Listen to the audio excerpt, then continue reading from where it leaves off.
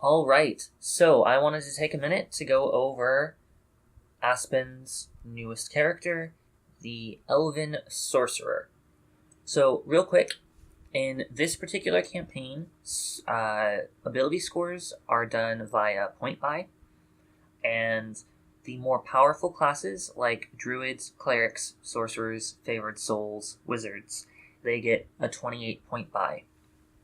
So, as you can see, Aspen has a pretty decent charisma and a pretty decent dexterity.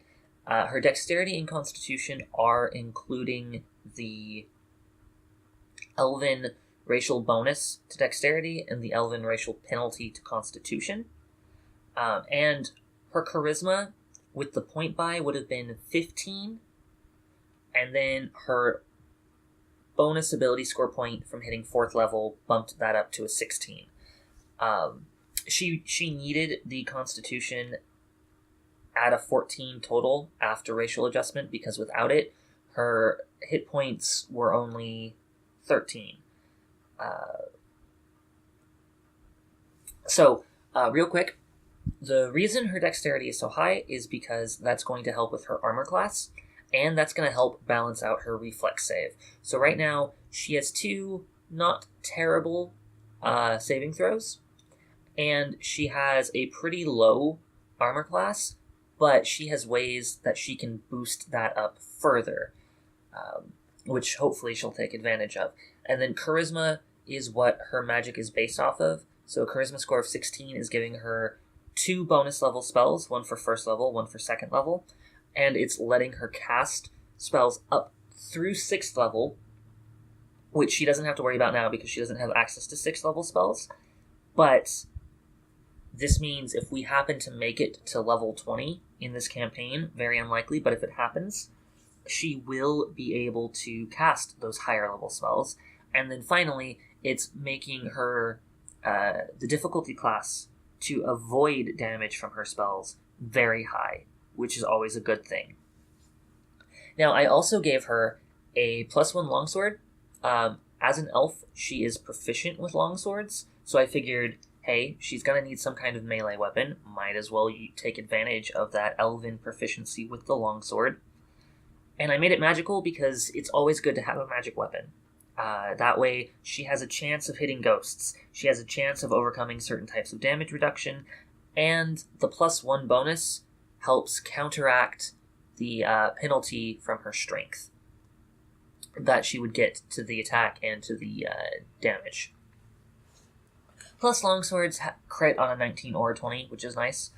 I had thought about giving her a magic longbow.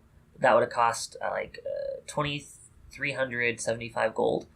And instead of that, I switched it out for a wand of Orb of Sound. And the reason I chose Orb of Sound is, 1, it's doing a d6 of sonic damage, and sonic damage is something that not many creatures have resistance to, so it's a good choice. It's always a good choice. It does have a much shorter range than a longbow, at only 25 feet, but it's also a touch attack, which means it's way more likely that she'll hit with this wand than that she would hit with a longbow. And then also, it does not provoke attacks of opportunity, and it ignores spell resistance, which is something that this party definitely needs. And then finally, this third weapon right here is Fiery Burst. That is actually a reserve feat that she has taken, that I've given her. And as long as she has at least 1 fire spell of 2nd level or higher still left, she can just create a burst of fire anywhere within 30 feet of her. It's only a 5-foot square, so it's only going to affect 1 creature. And it does currently 2d6 points of damage. Now, if she has a higher level, if she were to have a 3rd level fire spell left, it would do 3d6. If she were to have a 5th level fire spell, it would do 5d6. It scales up depending on what her most powerful fire spell is. Scorching Ray is currently her most powerful fire spell. It's a 2nd level spell, so she only does 2d6 as long as she has a Scorching Ray left. If she runs out of 2nd level spells, this feat would just kind of go offline until she rested and got her spells back. Unlike most of her spells, this does not require her to make any kind of attack roll. She just picks a target within 30 feet that she can see. They make a reflex save. If they fail, they take 2d6 fire damage. If they succeed, they take half of the fire damage. Now going on down, she is an elf, which means she is just straight up immune to magical sleep effects. So any kind of sleep effect in a monster entry that has a SU next to it in parentheses, that means it's supernatural. That means she ignores it. In any kind of spell that would put a character to sleep, like deep slumber or the sleep spell, she just ignores.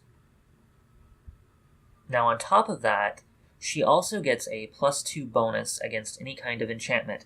That can be spell-like abilities, that can be supernatural abilities, that can be actual spells from the enchantment school. She just gets an extra bonus of +2. As an elf, she has low light vision. As I said, she has weapons proficiency with long swords and longbows. She's also proficient with rapiers and short bows, although on a personal level, Aspen has told me that she does not like rapiers, so that's why I didn't give her one. And then, just merely passing within 5 feet of a secret or concealed door, she's entitled to a search check, even if she didn't ask for one. Now, moving on to feats. As a 5th level character, she has 2 feats. She has one from 1st level, and she has one from 3rd level. Now, the 3rd level feat was spent on Fiery Burst, as I said. And that did require a little bit of leeway on my part, because technically she wouldn't have qualified for it until 4th level, which is when she would get access to 2nd level spells as a sorcerer. But I have let other characters in the past get certain benefits or partial benefits a little early on the prerequisite that they take a feat later. And so this is really no different. And I've also let people take feats a level early, and then it just sits there taking up space until they meet the full prerequisites. And then she also has Spell Focus Evocation, because she, as a sorcerer, she has a lot of blasty spells, and so this makes those blasty spells a little harder for enemies to resist. Particularly Burning Hands, if she has it, if she ends up taking Fireball or Lightning Bolt, it'll make those a bit more difficult to resist. Now, if you notice, I have not allowed Spell Focus Evocation to affect the difficulty class of the Fiery Burst, and that is not something I will be allowing at this time. And then finally, she has a single class feature, which is a familiar, and she chose a Raven familiar, which will be giving her a +3 on appraise checks, and it'll be able to speak a language of her choice that she knows. Now, moving down into skills real quick, most of her skill points I put into concentration, because it's very important that she be able to cast defensively, or that she be able to maintain her concentration if she is attacked while casting a spell. On top of that, she has a few points in Bluff, and she has a few points in Spellcraft, and she has a couple points in Knowledge Arcana. Everything else, she does have a few racial bonuses to like Search and Spot and Listen, but aside from that, she's very light on skill points. She only had 16 skill points, so most of her skill checks are going to be pretty difficult for her to make, which makes sense. She's not a rogue, she's not a bard, she's not a wizard, she's not a skill monkey, so there's no real reason for her to be very good at a whole bunch of skills. Now, next up, currency is wrong. She actually has no gold.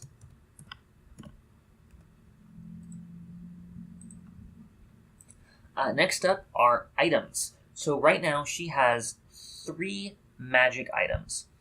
Inklets of Translocation that just straight up twice a day, she can activate them. It's a swift action to do it, and she just teleports anywhere within 10 feet that she can see.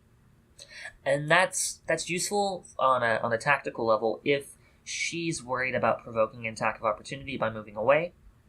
But it's also useful because it means she can teleport, and she still has her movement, and she still has her standard action to cast a spell or attack, because the anklets only take a swift action. Next up is Gloves of the Starry Sky. And these are part of a specialized set. The name of the set is escaping me, but it does two things right now, just the gloves by themselves.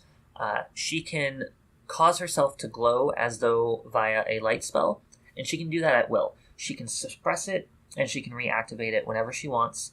So it basically means she can cast light permanently, although with the limitation that it's basically only on herself, or I guess on the gloves. And then she can also, 3 times a day, she can just add Magic Missile to her spell list.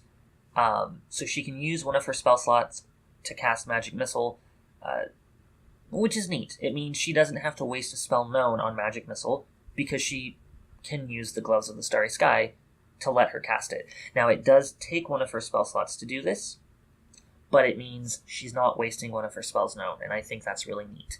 And then finally, she has, in her throat slot, she has an empowered spell shard that is keyed to Scorch Ray. And that lets her, 3 times a day, when she casts Scorching Ray, she can empower it as though it were affected by the Empower spell feat. But she doesn't have to increase the casting time, and she doesn't have to use a higher level spell slot. So that means 3 times a day, she just gets to deal 50% more damage with this spell. That's pretty nifty. It's also her most expensive item currently at 3,000 gold pieces. Then she has a backpack. She has 3 potions of Cat's Grace, and the reason she has those is, she chugs one, her dexterity goes up by 4. That's going to boost her reflex save. That's going to boost a lot of her dexterity skills, all of her dexterity skills actually, and it's going to take her armor class from a 13 up to a 15. Only temporarily, but that's not bad. And it's also going to give her a bonus on her wand, because that's a ranged attack, and dexterity is going to boost her range attack. She has a few potions of Cure Light Wounds, because everybody needs some way to heal themselves.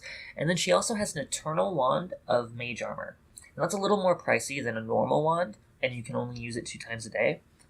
But it gets its charges back every day. Now, it only lasts for an hour because it's only caster level 1, but it lets her give herself a +4 armor bonus, which can take her armor from a 13 to a 17, which is pretty good. And that would stack with the potion of Cat's Grace if she needed it to, and more importantly, it'll stack with some of her spells down below. And then, she has some trail rations and she has some water skins. Nothing else really mundane. She does have a magic bedroll. If she sleeps in it, that allows her to recover an extra hit point. So she's level 5. If she sleeps normally, she just gets 5 hit points back. If she sleeps in this bedroll, she would get 10 hit points back, which is pretty nifty. And when she wakes up, she's under the effects of an Endure Element spell, which is nice. It means she doesn't have to worry about getting super cold or super hot. She just is comfortable in the environment. And then she has a spell component pouch, because without it, some of the spells she has, she wouldn't be able to cast without doing a lot of bookkeeping. And I think one of the reasons people play Sorcerer is because it's less bookkeeping than a wizard. So anything that adds bookkeeping is something you want to kind of try to avoid. She has 0 gold. All of her money was spent on these items, and it is important to note that she started at level 5, like the rest of the party, but her character is basically halfway between level 5 and level 6, experience-wise, and so I started her wealth by level at halfway between levels 5 and 6. So her total wealth is 1,100, which means she's only really gonna get about 2,000-ish gold pieces in between now and when she levels up. And lastly, spells, because spells are super important for spellcasters, and she is a sorcerer.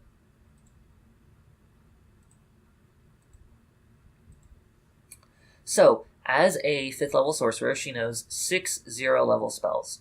So she has Detect Magic, Prestidigitation, Disrupt Undead, Acid Splash, Ray of Frost, and Mage Hand. Now, as you'll notice, she does not have Light on this spell list. The reason is because her gauntlets give her an at-will ability to create light. So it doesn't make sense for her to have a spell known wasted on light when she can do it at will with her gauntlets. The reason she has Ray of Frost and Acid Splash is that gives her access to cold damage, and that gives her access to acid damage. And as someone who is being built as sort of a blaster character, you want to try to have as much elemental damage as possible, just in case. Now, Disrupt Undead, super, super useful spell, especially in this campaign where you've been told there are lots of undead. That's just a 6-sided dice worth of damage against undead creatures. Pretty good.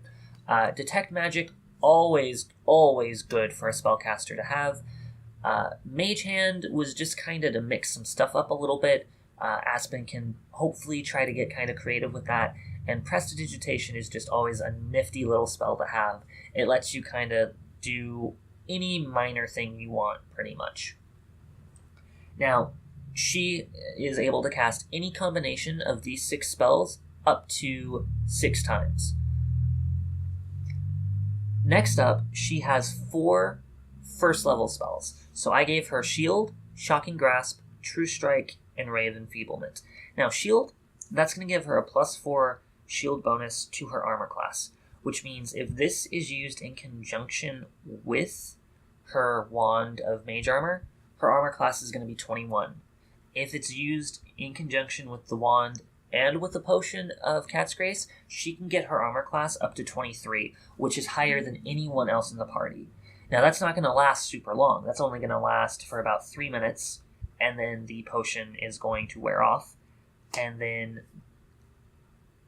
the shield spell itself only lasts for about 5 minutes, but that's pretty much an entire encounter where she can have, an armor class at 21. That's a really good armor class to have, and it protects her from magic missile. I also gave her Shocking Grasp. That way she has some electricity damage, and she has a melee attack that she can do. If she's against heavily armored enemies, that's boosted even further. True Strike was... I needed something to fill that. Originally I had it as Magic Missile, and then I gave her the Gauntlets of the Starry Sky, so it doesn't make sense for her to have Magic Missile on her spell list when that gives her the ability to cast it. So True Strike, it's just going to let her add a 20 to any attack roll she makes. So she can use that with her melee spells, she can use that with her wand, or she can use that with her sword if she really needs to. And if she ends up not using it, when she levels up, she can trade that out for something she wants.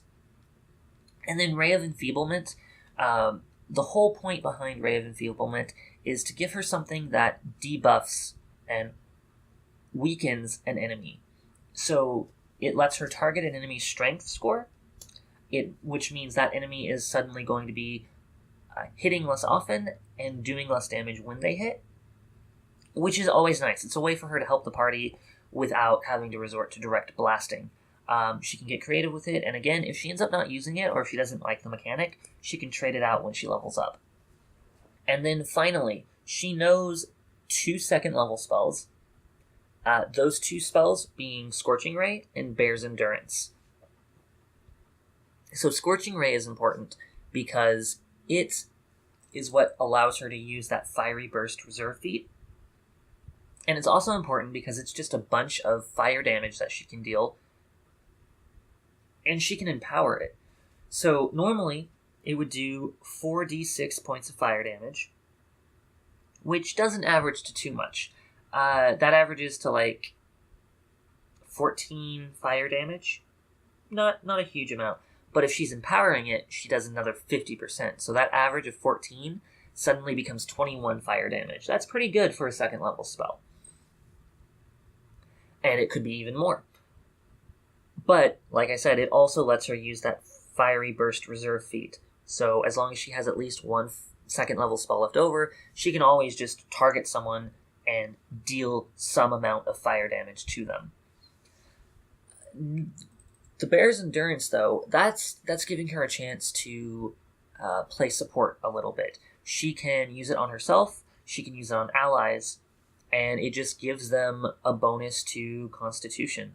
And because it's giving them a bonus to Constitution, that increases their concentration check, which means it's useful for herself, and it's useful for Ravi, which is the healing character in the party.